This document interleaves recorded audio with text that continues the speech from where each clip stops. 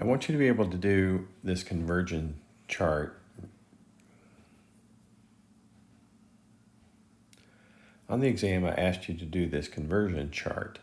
Now, the reason I think this is important because, we've talked a lot about number representations, and this chart just kind of brings it together because I start with a binary number in the first column, first row, and I can work my way across, and the point here is that if I'm given anything in any of the columns, I can fill out the rest of that particular row.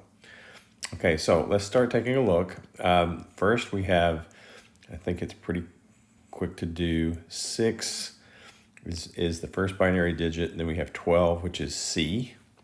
All right, so from there, I need to take 6 times 16, so I get 96, and then I need to add the 12, okay, and so from there I get 108.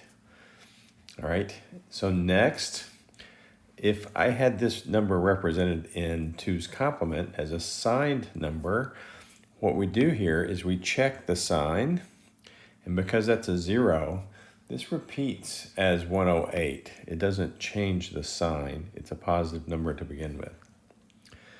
Okay, so there's that first row.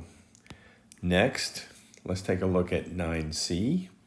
All right, from a binary number point of view, 9 is 1001, and C is 1100. So that part, you just expand that from hex to binary. Okay, then we ask ourselves, what is the unsigned representation? So I take 9 times 16, and I would get 144, and then I add 12, so the number I get there would be 156. All right. Now in this particular case, this ones digit, the one digit in the most significant bit position tells me this is a negative number. All right, and so we've done 2's complement, as was given in the problem statement, 8-bit 2's complement.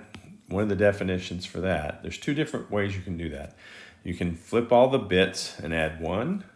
Okay, so that would actually work here.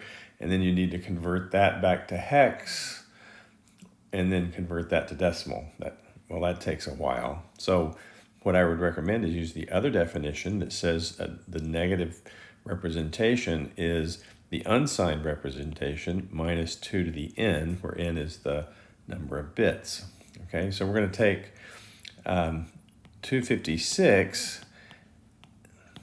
we're subtracting 256 from 156. Okay, so that ends up being minus 100. All right, so that's the second row, and then I work it from there. We get rid of these. 118. Okay, so what I need to do first is convert that to hex. All right, so I need to know how many times 16 will go into 118. So, I'm thinking it would be, let's try 7. Okay, so 7 times 6 is 2, carry the 4, 112. That looks about right because I can't fit another 16 in there. So this would be 7 with a remainder of 6. So the hex representation is 76. Okay, I expand that into hex 0111 and then 0110. Because the sign bit is a 0, I know that that's a positive number, and so this would repeat as 118. Okay, and so finally, let me clear all this space. Finally, I can do the last row. Okay, minus 78. Well, I already know that's a negative number. So I take the minus 78, I add the 256 to it to get the unsigned number. Okay, so that would be 178. Okay, so 178 unsigned, I need to convert that to hex. 178, let's try dividing that by 10's not enough. 10 is 160, so let's try 11. 11 times 16 is 176. That looks about right. So it's 11 with a remainder of 2. So this would be B2. All right. And then I can expand the B. 0. Whoops. Sorry. Not 0. It's B is 11. So 1, 0, 1, 1. And then 2, 0, 0, 1, 0. All right. So I want you to be able to work these reasonably quickly. You know, it took us, 5 minutes or so to go through this. But it's an important thing because we represent numbers in different ways.